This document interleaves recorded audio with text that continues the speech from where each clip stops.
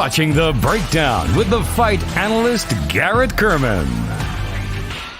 And welcome back to another episode of The Breakdown. I'm your host, the fight analyst Garrett Kerman. With me, as always, is my man, Joe Danger himself, Jesse Hobson. What's up, man? How's it going? You know, just hanging out, drinking this non-alcoholic brew. We're not sponsored yet, but we soon will be. It's pretty good stuff. Yeah, I quit drinking a while ago, and okay. Well, that's good. I think I'm like 4 or 5 years sober, but I will say that not only does it help with my health, but it helps with my gambling. So you lose one, you gain one. You know, it is what it is. Well, that's good because my alcoholic beverage does not help with my gambling. We'll put it that way. It makes me some bad decisions. It's happened numerous times throughout our MMA betting career over here, but no fights this weekend. It really sucks. It sucks a lot, actually. We need fights. I don't like weeks off. We need fights. I need fights. I fiend for fights. I don't like a week off. I don't like multiple weeks off. But here we are. We're here anyways. We're gonna talk to you guys about some fights, about other things that might have kind of went down. UFC 273 took a lot of kind of turns. There's a lot of fights that were canceled, but were rescheduled, and it's just a bunch of mess. So we'll start with one of the fights that got added to the card, which was the fight that got called off last weekend, which was Elira Letifi and Alexi Olynyk. Supposedly Letifi had some type of illness, but I guess it wasn't too bad, and they were able to book them for UFC 273 just next weekend, which is great. Not really that great considering I bet him at -150. Now he's all the way at -220. So that really sucks. But do you think that's a good fight to add to UFC 273? Not really. I mean, honestly, like you, I hanker for fights. I remember there was a time when I was watching live feeds of gyms because they were having like in-house contest one week that there was a UFC week off. Like there are other smaller events happening. We're not that isn't lost on us, obviously, but those aren't always available on every book. So right. Also with UFC, obviously it's the prime real estate. It's the big dogs. And while I do enjoy watching, some of the smaller companies, I was really big in LFA for a while just because I like to see those up and coming fighters. There's nothing quite like a UFC event. And it's getting to the point where I'm just like, what can I do on Saturday? Who's coming to town on Saturday? And like my wife does not know that there's not a UFC event this weekend. And I have not told her. Yeah. Because regardless, like I will have something on and there will be bloodshed. Now back to this fight. I'm a huge Alexi Olynyk mark. Like everyone knows this. Both my dad and I are huge fans of his. Elira Letifi, I'm also, I guess you could say, a decently sized fan of his. We both had money on Letifi going into it last week. At this point, I would have to say, where the line is at, I would probably bet Olynyk by sub just because it's kind of insane. Right. And as we got closer to fight time last week, I was a little angsty about that bet. Like as much as I thought Letifi could, hold down the fort, Olynyk he has that old man strength, and he does.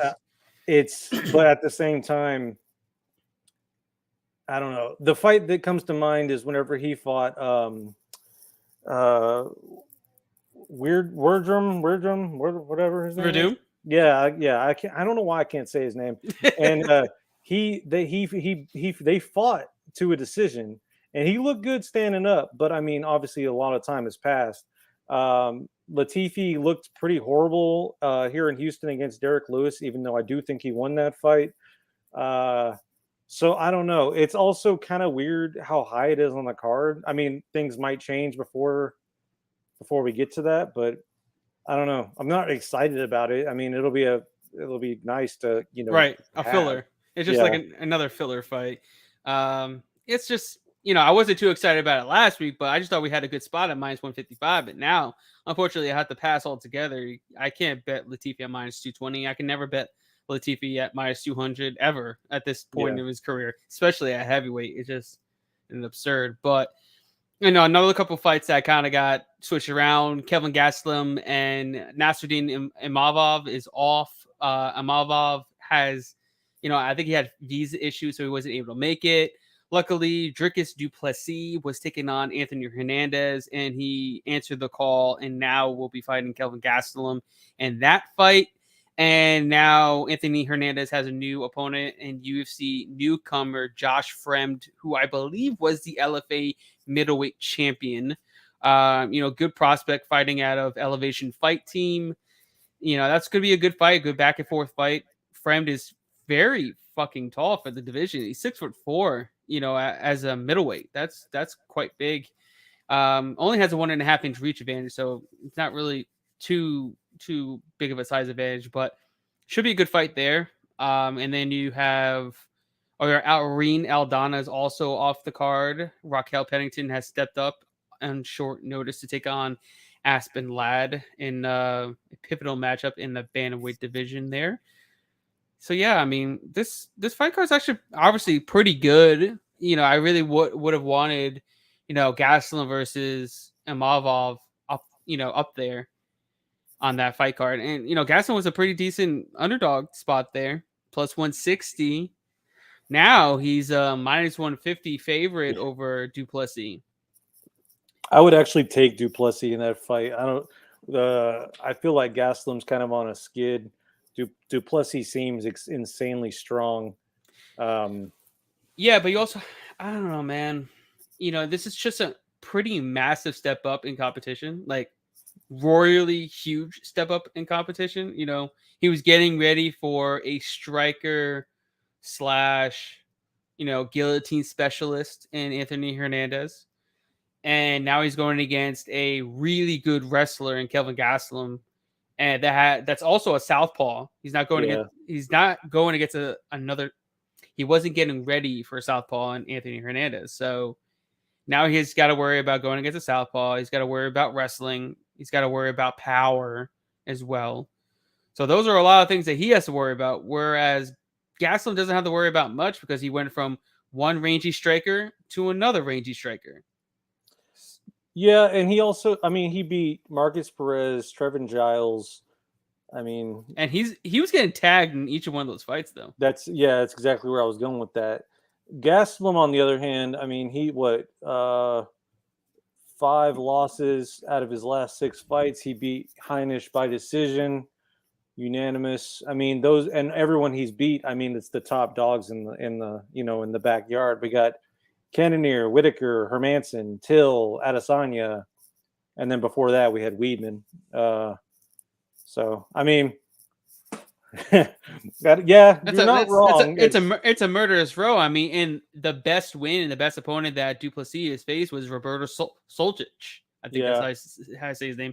On the regional scene, he got knocked out by him in the 3rd round in their second fight. He knocked him out in the first fight, but he got knocked out by him in the second fight. So yeah, this fight's definitely going to answer a lot of questions as far as both these guys go. And then also we get Kelvin Gastelum at Fight Ready, right? Mm-hmm. And then doing his strength and conditioning at Neuro Force 1. So what does that mean? That. Tell me what Neuro Force 1 is arguably one of the best strength and conditioning gyms that do MMA, that produce MMA fighters. By far, they're like on the level of the PI because they have advanced analytics. They have all this crazy type of science and technology that they put into their strength and conditioning. And these guys come out absolutely shredded. You look at Figueiredo, look how he looked in his last fight. See how he made weight so easily? That's because of Nero's Force 1. Well, it sounds like Gastelum should have done this 6 fights ago. I do believe so. I mean, Fight Ready, I think, is one of the up and coming camps. He's been training a ton of wrestling with Mark Madsen, John Jones, Henry Cejudo. I mean, he's doing a ton of wrestling. So I'm hoping he goes back to his bread and butter, his roots, his wrestling, and stop trying to go out there and knock his opponent's head off, because it's not worked out well at all. Well, it seems like ever since he fought Adesanya, he thought he was a striker, which, right. I mean, don't get me wrong. That was an amazing fight. He looked good. But that was the last time he looked good. Right. Arguably.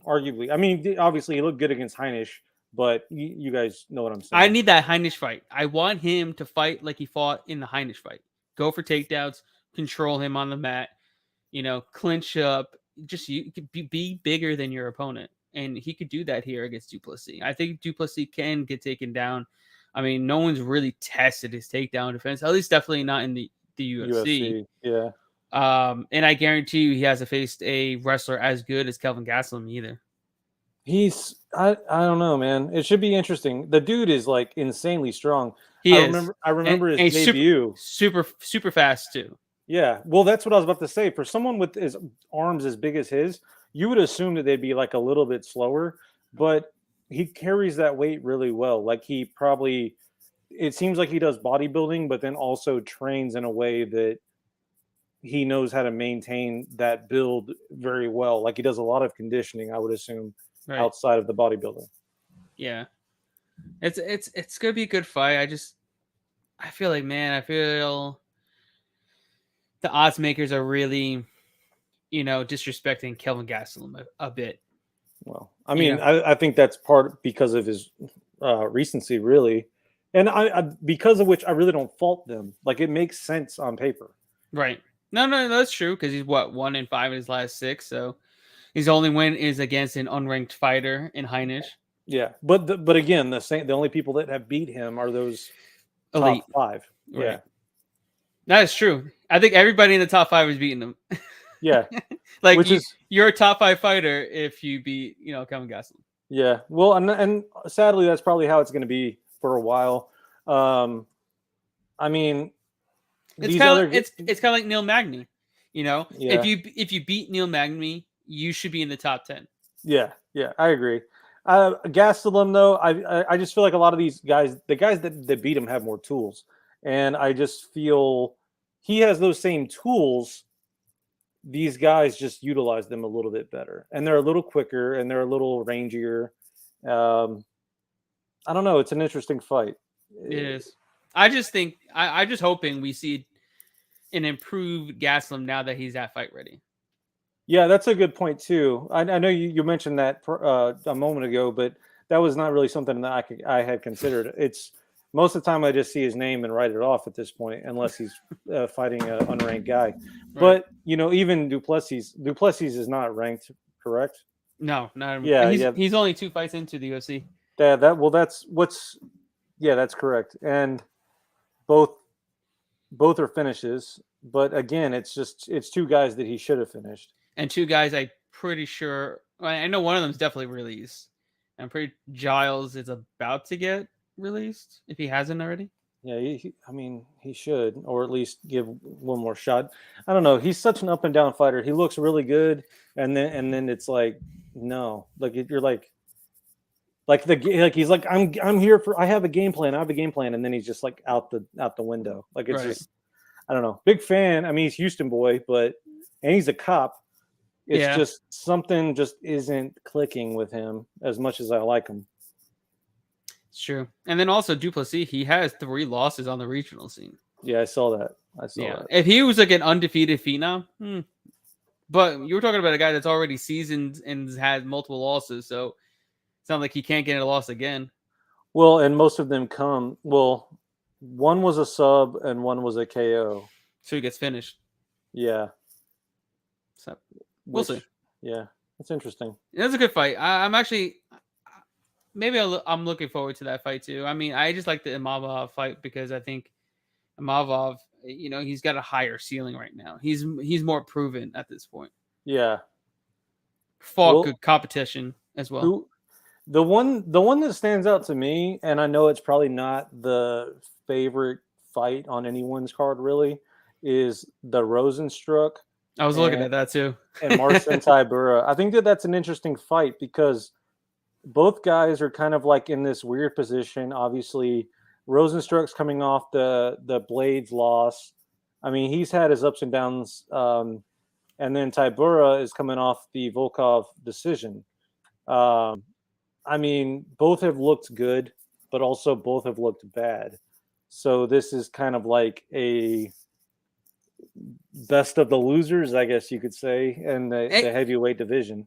It comes down to if Rosenstruck lands that killer knockout blow, or Tybura just drags it to the mat.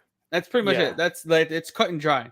It's either Rosenstruck's gonna get a knockout, or Tybura is just gonna take him down, keep him on the mat, and beat him up, win a decision, or TKO him on the mat.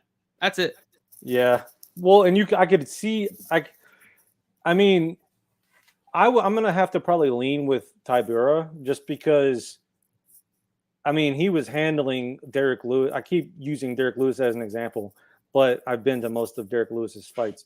He handled Derek Lewis for most of their fight, and it wasn't until the very end where Derek Lewis got lucky. I think Rosenstruck can get lucky too, but not in the same way that Derek Lewis gets lucky. He finds these weird holes, and it's like he just, I don't know, does like the Dragon Ball Z thing and just 9,000s these guys, but all the while he's been held on the ground for two whole rounds. Rosenstruck, I feel like, would probably give up or at least get a little annoyed. I mean, he doesn't have great, takedown defense at all. We've seen him get taken down numerous times. And he just doesn't throw a ton of volume either, Rosenstruck. Yeah. So he's got to be precise and he's got to land.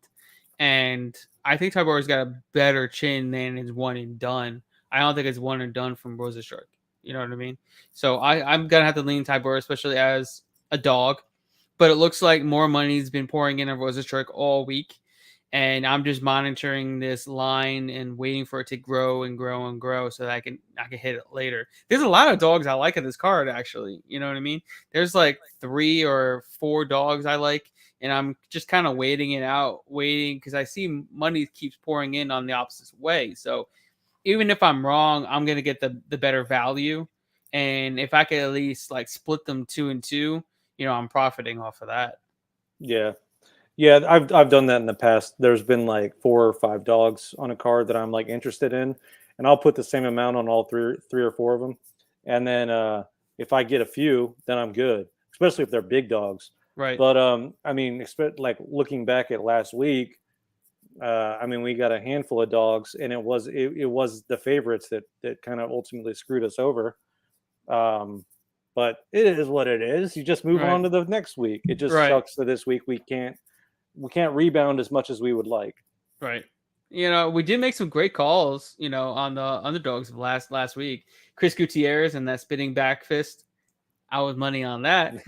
I try to tell people, Gutierrez is top 15, man.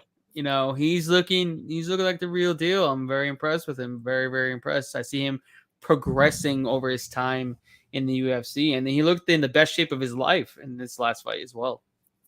Yeah, that's kind of an interesting, this is going to be a cool segue just because we're kind of honestly just bullshitting, really. We're having a good time. Right. I haven't really had a chance to talk to Garrett today, but, with Gutierrez, have you seen this TikTok that's floating around of like the guy that's giving all the fighters the beers? Yeah, that's the greatest thing I've ever seen. Yeah, and he was one of them. And I thought that was really cool. Like Blades, all these fighters, and of course you have the one like the main comment, the top one that gets continued to repost and repin is like, imagine being checked for like PEDs. You saw that, right? Yeah. And I'm just like, dude, let's just let him have a beer. Obviously this guy has good intentions. He's recording it for his TikTok, whatever, but yeah, devil's advocate. I mean, the idea of someone doing that, I mean, I don't think it would be hard to figure out who slip Right. through the bullshit, especially if they're recording it. And then I don't know. this man spent like almost $200 on beer to Yeah. to just give out to everybody. So I mean, at the end of the day, he's having a good time. He's getting some quality content that's now viral out there, and I love it. I personally love the shit out of it. Yeah, I thought it was cool. Especially going to events and seeing stuff like that. My favorite part in the TikTok was whenever he goes, "Hey," he's talking to his girlfriend. She's like sitting there looking at the beer, and he goes, "That's not for you. That's for the fighters." And I was like, dude, that is so funny that you left that because it's those interactions that humanize these athletes for a lot of people. A lot of people don't get to see these people outside of the octagon or outside of the TV, or the only interaction that they have with these people is at like meet and greets or photo ops. So when you see something like that, it's pretty cool to like humanize these guys in a way that we don't necessarily always get to see them. They drink beers, they have dogs, some of them, have 9 to 5s. It's they all shop at Walmart. It is what it is, dude. And I don't know, those little things like that make it that much more fun for me. No, absolutely. I mean, sometimes you have to like sit back and be like, they're just one of us. You know what I mean? We see them on the big screen. We see them, get down and dirty. We see them, go through hell just for our entertainment. But at the end of the day, they're just people. They do some of the same shit that we do, just like you said. So, but it's always good to see them in not fighter mode, and not everybody gets to see them unless you're following them on Instagram. If you're not following them, you really don't get to see, how they are as an actual person, as a casual fan. Yeah. And that was one good way to show, how these fighters actually are. Like, yeah, I'll have a beer. I fucking just won a fight. Fuck it. Let's have a beer with this fan. Fuck it. Why not? I'll show it. I'll drink it. And that's it. And it was awesome. Yeah. I hate to go back to this, but like the softball mentality of like being at an event like that. I've had quite a few interactions with fighters just being at UFC events, being at LFA, even smaller cards, the regional cards that just kind of come around. And I can honestly say that, of course, I'm not a douchebag, and I understand that they have obligations sometimes, but not everyone understands that. It's just like any other celebrity.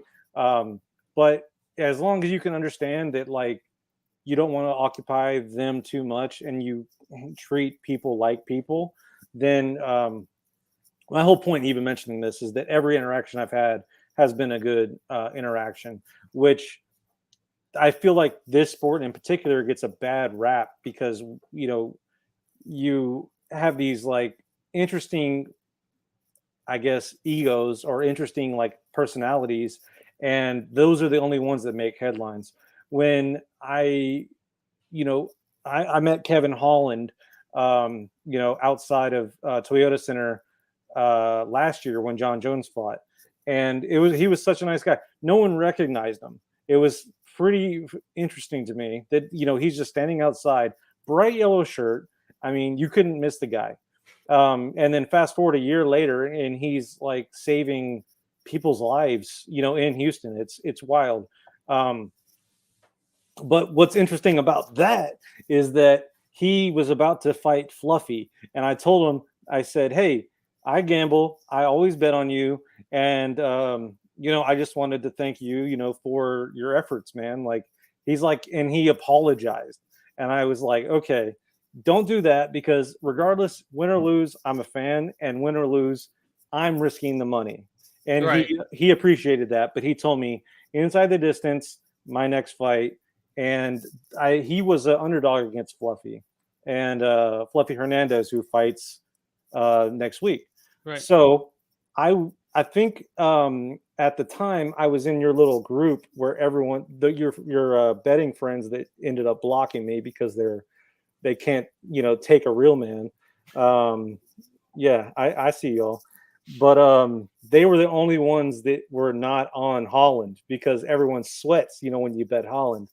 But yeah, man, I didn't sweat because it was like one round, dude. Man, that Yeah. man is so good, man. Yeah. I love betting on him. He's somebody that he's always gonna fight for your money, Yeah. regardless. I know he talks a lot of shit, but the dude's got power. He's got technique. He's got like even the last fight, I was not sweating at all. That's just Kevin Holland. Yeah. He had to get acclimated to the new weight class. The speed of it was different. But now, I mean, like, and look at the second round. He came out and just dusted his ass real quick.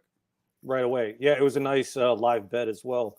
But yeah, I love betting him too. Don't get me wrong, he makes me nervous, but I'm just ultimately a fan, and I think he's a good guy. I think he's finally taken this he's always taken it seriously, but I think he's taking it the most serious he's ever taken it before, which I think says a lot about him as a person, because not only is he putting in the work, he's literally saving lives. So I don't know. Cool dude, cool experience. Yeah, fuck your friends. What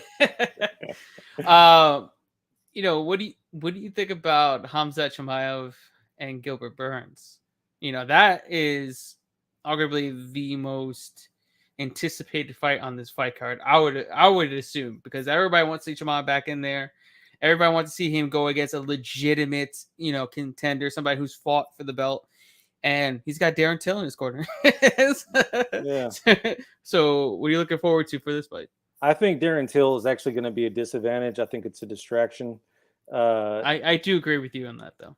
I as much as I love Darren Till, unless he might just be the water boy, which he probably will be. It's just a gimmick. Like I think they mentioned this on Ariel, and I assumed this prior. I feel like they're setting up like a fake rivalry between the two of them, and it's whatever. Like, if y'all want to do that, y'all do that. It's just weird. I like the bromance. Like, it's cool. He tried to do this. Darren Till tried to do the same thing with Mike Perry. And he's like, "You want to go to the spa? You want to go spa?" And he knows which fighters get clicks. And I'm very excited about this fight. What I think is interesting is that your boy Gilbert Burns is a bigger underdog than GM3 was, or that GM3 as far as I know, wasn't he minus 300? That's a good question. I would have to look, but I think he was. Yeah, it definitely was closer. Yeah, this is way wide, way wider than I thought it would be too. I mean, when's the last time there's been this much hype on a guy? Don't get me wrong. He was minus 485 against Murshart. But what was the opening line? Does it say?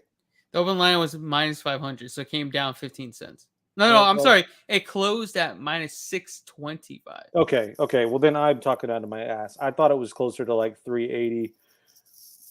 But even then, I think Burns, he's up to plus 450.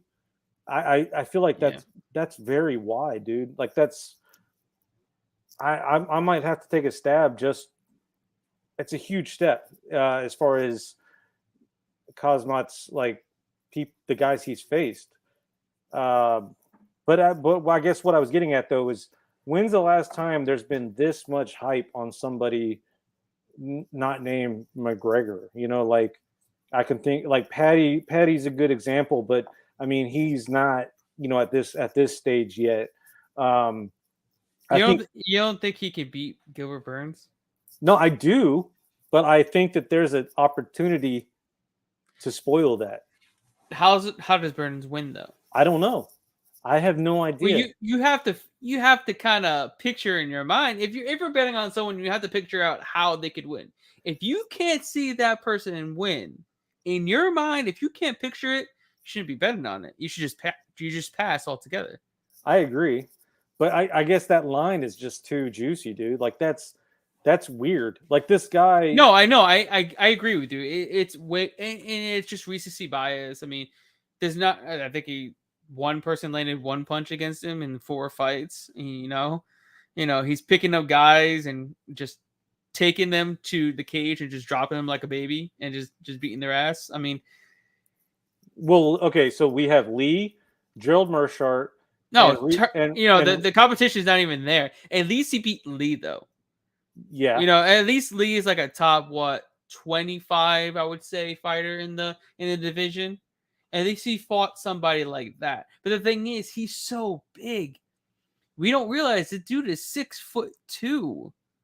yeah, He's 6'2". That's such a huge welterweight. You're talking about he's bigger than Darren Till at welterweight. yeah, Bigger that's than wild. Darren Till was huge for the division. He's so big he had to go to 185 because he couldn't make weight anymore. I don't know how this guy makes 170. And the thing is, he's not just a skinny 170. The dude he's ripped. He's extremely strong. He's probably arguably one of the strongest guys in the division. And, at 170 pounds. But then you also look at Magny too. But I mean, he's even stronger than Magny. Yeah. Well, Burns is 5'10", 5'11". I mean, I know that's a pretty big gap. I mean, this is going to be the tallest opponent he's faced in his career, up until this point, because I think the tallest guy he's faced was Dan Hooker at 145 at 6'1". Yeah, and Dan Hooker knocked him out. Yeah. Length is a problem. The dude's got power, and I will take Dagestani wrestling over a guard game of Gilbert Burns any day of the week. No, I understand that, but I guess okay. Here's another thing. He's only went to the second round 3 times, and John Phillips he kind of did that on purpose. The other 2 I don't know. So yeah, I mean Gilbert Burns, but the thing is Gilbert Burns has to get him there. Yeah. That I mean, simple enough, right? It's easy. Yeah. Easy. Roll for Imanari roll. Go for that. Maybe we'll see what happens. Well, I don't know, man. I part of me thinks that like I'm 5'11". I have friends that are like 6'2", 6'3", and they're obviously much more thin than I am. But I feel like I could take them down if I wanted to. But this I know this guy also like trains that. Like these guys don't. He's a gold. What is he? He's a gold medalist, I believe. He's a Swedish national wrestling champion in 2 different weight classes, 3 years in a row.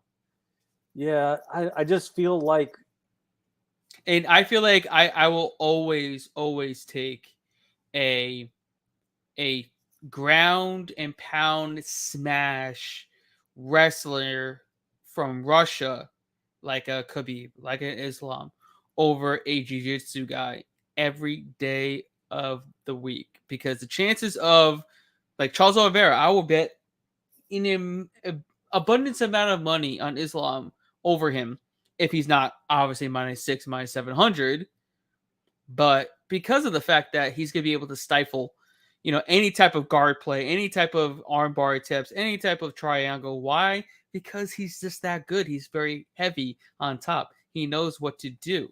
Those guys they're bred for this. They've been doing this their whole life. And, getting caught in a submission is just not, it's not feasible. You really have to. And then plus, I know how many wins has Burns even got from off his back? Not many. Most of his submission wins are dominant. Dominant submission wins. He's the one that's in control. He's the one that's on top. He's not the one that's playing guard, going for leg locks, going for heel hooks, going for triangles, going for arm bars. No, he's the one that's taking it down. He's the one that's implementing his jiu-jitsu. And I don't know. I just don't see it. And mind you, I'm a huge Burns fan. I think it's just such a bad matchup for him. But the thing is, with Burns, he'll never turn down a fight. He's probably getting paid very hefty for this as well. And, he wants to show that he deserves another shot at the title. And if Khamzat wasn't in this position, if Khamzat wasn't in this division, Burns definitely will fight anybody else and beat them. Maybe even, he'll lose to Colby. But he would beat Leon Edwards, though. Yeah, Burns would? Yeah. I would agree with that 100%. Yeah. I don't see anyone beating Colby except for Usman. I think Hamza will beat Colby. Well, I think Hamza beats Usman.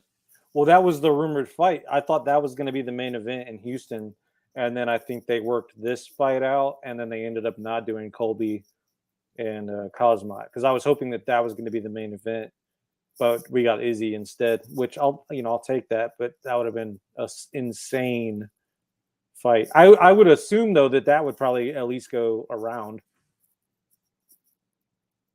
I don't know. It's interesting, man. I've never seen a fighter so we could easily be wrong. We could see Burns come in there and absolutely, just lay one shot to Hamza and just put him out. Would I be shocked that happens? Absolutely not, because Burns is by far the most powerful striker that he's faced, the quickest striker he's faced, the best fighter he's faced. So if he comes out there and just throws one punch, connects, and knocks him out, won't be surprised whatsoever. See, I would be surprised. It would be like watching the awards show the other day. It'd be very similar kind of vibe. No, but because I really wouldn't, because who's tested Chimaev on the feet? No one. That's my argument, is that I feel like if anyone, it's a huge step up. But at the same time, everything you're saying as far as the way his body is, and it's just weird. He's a weird guy. The whole thing is weird. And then he retired and then came back, and he's a strange guy hanging out with Darren Till. It's he's just bored. He's giving himself distractions because he does. It's like a kid, the really smart kid that's in class. He's also really, really bad because he's bored. And so you're like, why is little Jeffrey getting in trouble? Oh, it's because he already finished all of his work and he's already working on next year's work. That's what this asshole is doing. He's calling out everyone in every weight class, and then he's just playing with his food and hanging out with Darren Till for fun. No one wants to hang out with Darren Till. It's his whole family doesn't want to hang out with Darren Till. No one does. No one does. It's a weird animal, but that's my whole point, is that this line is insane. Because if there is a chance, there is a slight, there is 100%. But the only reason I think that though is because of the fact that Chimaev has never been out. Well, I mean, obviously he's been around 2 a couple times, but he's never been around 3, and he's never faced anyone like Gilbert Burns. All these guys, don't get me wrong, I love me some Murshart, but come on, dude. No, I completely agree with you. I mean, Gilbert Burns, you're talking about the number 3 ranked welterweight in the world, I think, or number 4. He's something like that. He's either 1, 3 or 4, whatever. And Hamza is what, 10, 12, something crazy like that. I mean, where does he go from here though? It's weird to me that he's just gonna be if he beats Burns, he's okay, I'll take the title shot now. Yeah. But I don't know, I think it would have been funner to see him go through every single person individually, just to be they're doing the same thing with Alex Pereira. Well, that's true too. And it's about who sells tickets, who's really good first. Okay, you have to be really good to get this type of treatment. Alex Pereira and Hamza, elite. That's the only way you can, make this sudden change all the way up the ladder. But you also have to sell fucking tickets. Yeah. Pereira's got to sell tickets because it's Izzy. He's beaten Izzy. He's knocked his ass out. They have bad blood. They don't like each other. And Hamza, he's just fucking wrecking everybody. Saying he could beat fucking everybody next to the sun. He's I could beat Izzy. I could fucking go up to 205 and beat his ass there. I could beat Usman. He's I don't give a fuck how big you are. He's fuck it. And Ngannou, let's go. This guy just doesn't give a fuck. So he's got the personality. He's got the it factor. He's really good. And so these type of guys will get that jump. And they're fuck it, why does he need to beat a Neil Magny? No one wants to see him demolish Neil Magny. It's fuck that fight.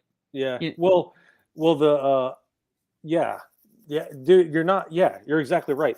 And because I always say this, I always say these guys need to learn a little bit of English so that they can be a little bit more marketable. Like somebody we know, Rachmanov, right? Yes. Yes. Right. Yeah. Another guy that's like, oh, no one will fight me, no one will fight me. And then but he doesn't say that on the mic that no one wants to fight me. I'll fight anybody. But he goes to Twitter and somehow his English is perfecto. Yeah, it's weird. If you guys haven't been, we'll come back to Strickland, Dave. I promise you, because I'm a huge Strickland mark, and we'll talk about that. Yeah, this dude is like all up on Twitter, like using all the punctuation correctly. Looks like he has what's that app? Grammarly. Looks like he has Grammarly installed. He's like paying an extra $5 a month. He's like, he knows how to spell everyone's name. He has like UFC.com on one screen, Sure Dog on the other. And he's just like, oh yeah, and then he has VegasOdds on the other, and he's just going to town, like as far as like having everyone's name, everyone's Twitter handle, and come on, dude, like we know someone is behind the scenes, like the Wizard of Oz pulling the strings back there, Daddy. That's not you. Definitely not. It's funny when you get like these Russian fighters that are like super quiet, super like to themselves, and then out of nowhere, you go on Twitter, these dudes are just talking the most reckless shit you'll ever see. And you're like, Can you even speak English? Yeah. Well, and like, I don't know. I'm one of those people that whenever I misspell a word, I'll go back and delete my tweet just because I do the same thing. Well, I don't know. You can pay extra money now. Like they have this subscription fee where you can actually edit your tweets now for people like you and me. Wait, is it editing? It just says undo. Is that the same thing? Yeah. You can edit. You can undo. You can do. Okay, I might have to buy that now. But yeah, well, it's helpful. But it's like these guys have that, but like on steroids. Like they have like a little box of monkeys. Like they have a ghostwriter, man. Dude. They pay a ghostwriter. It's just Henry Cejudo, just like like. By the way, I mentioned my belt. Mention my belt. Mention McGregor. CC McGregor. But yeah, like I don't know. I like that guy. He's another one that's not really proven. He's another guy I can't say his name, but like. He would be more marketable. He has that look. He has that it factor. He has that like slim build, but like powerful guy. Like, and he has the hat. Yeah, we all need the hat. And he has all those things. He just can't put like a sentence together. And it's sad. Yeah, but that's where Hamzat comes in. Yep. He's got really good English. Yep. He's very good there. So. He's very marketable, and he's just smashing the fuck out of everybody. Well, it also seems like he practices a few lines, like I'll smash everyone, I'll smash you, like I'll smash, whatever. Like he knows what gets, he knows what makes the headline. Right. And I think that I can just imagine him just staring in a mirror like I smash you, I smash me, I smash everyone. Like that's my really poor racist, Russian accent. But I mean, I've been a fan of his since he first got in the UFC. I remember when he first fought in the UFC, and that night we're like, because I think you and I talked about that fight, and we're just like, this guy, we hear he's a beast, but let's see if he's a beast. And he was a beast. And then he talked shit on the mic, and I was just like, okay. He didn't put his leg up like Izzy, but he handled his business. So I don't know. But Dave wants us to talk about Strickland. Okay. Well, let's talk about Strickland here. So I think I'm the more Strickland fan of the two of us. You are. Because I'm a white American male, and I'm a big fan of outspoken white males. And just going out there, I am a white male as well. Maybe just saying, I'm also a white male. I am not of any other descent, but yes, you are much more of a fan of Strickland because that man is fucking batshit crazy. Yeah, I think that's all. Honestly, what kind of drew me to him initially was that he kind of just said what he wanted. And what's that other guy? The guy y'all just interviewed, Pichel. I like Pichel too. I like Pichel. I love it. I love Pichel. I don't know. Yeah, he's crazy too. Yeah. But he's also sane. Like Strickland's literally out in the fucking deep end. That dude is just nuts. Nuts. But I love it. I love it. And like I don't know. Like I think he could win that fight if he plays the perfect fight, or if he fights the perfect fight. That is going to be very, very difficult. Do you know what the perfect fight is? To not fight like Sean Strickland. Yeah. Well, yeah.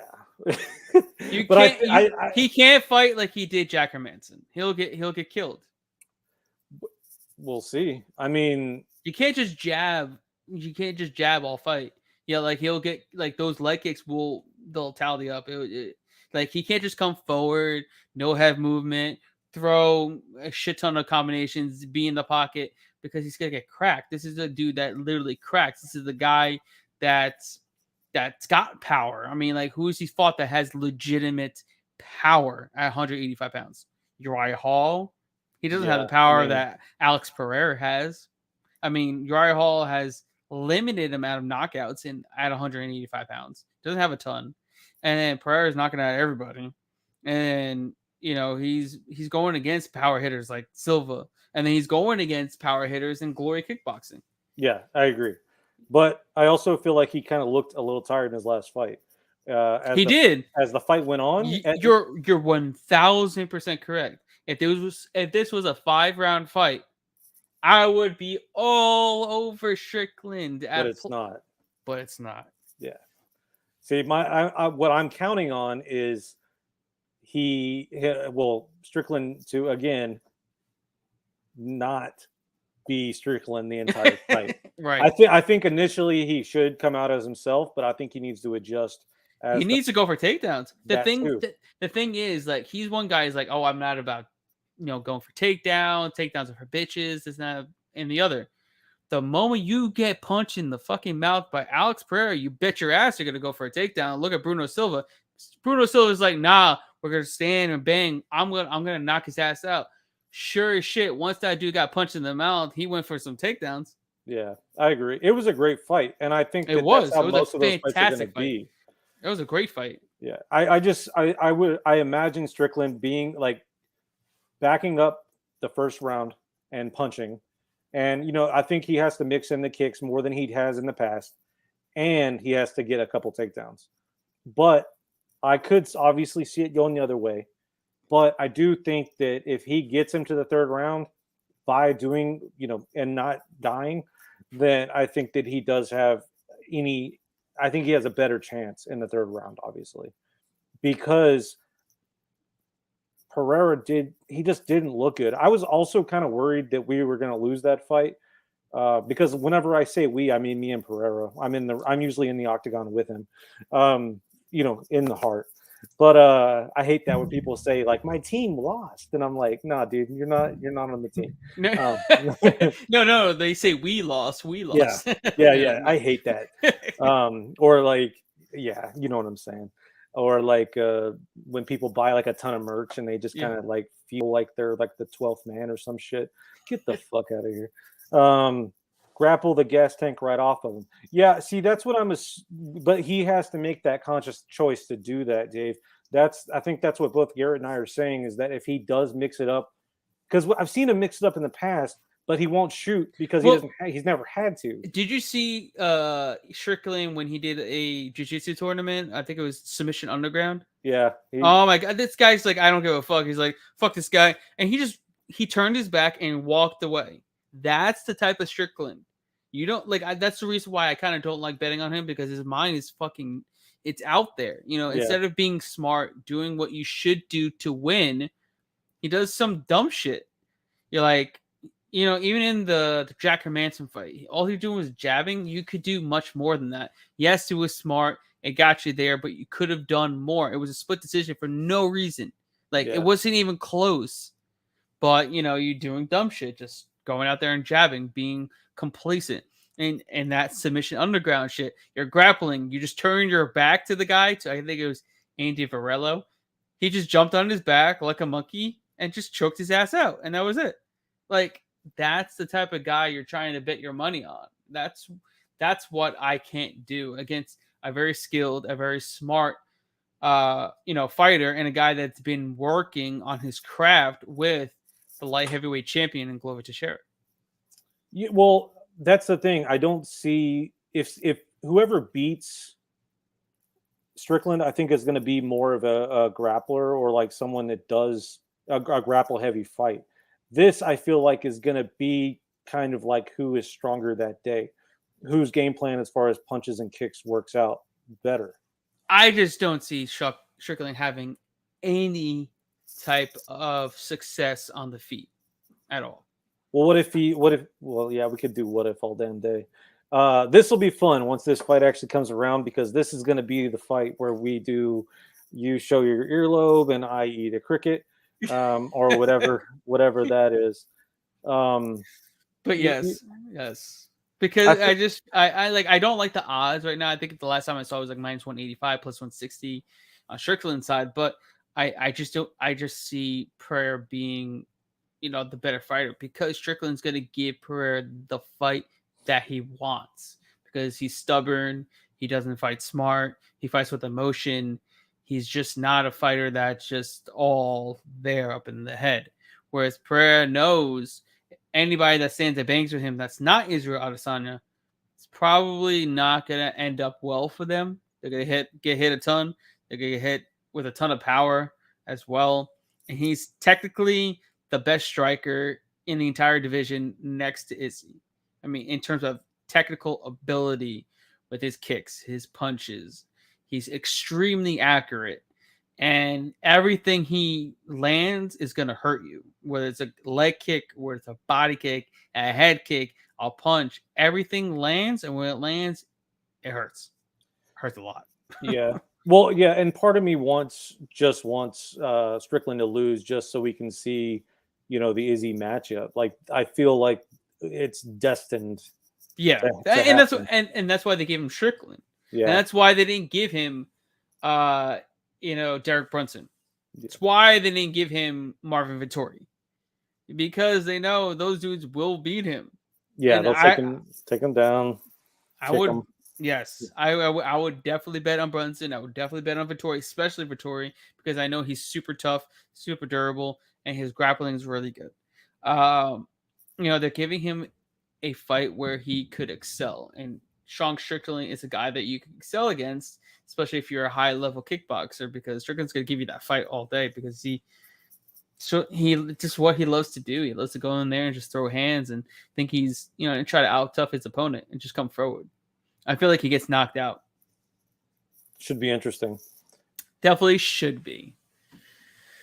But yeah, that's there's not much else to really go through here, but yeah, we're ready for UFC 273. It's on tap next weekend, April 9th in Jacksonville, Florida. I'm praying I be there. Gotta hope and pray. Maybe I'll get some content out for you guys live from the arena. We will see. But yeah, we'll definitely be back next week to actually break down some fights. We were just going over and talking some stuff, talking some fights, just getting some work in here, giving you guys something to talk about. And we appreciate you guys, joining us on your Wednesday evening.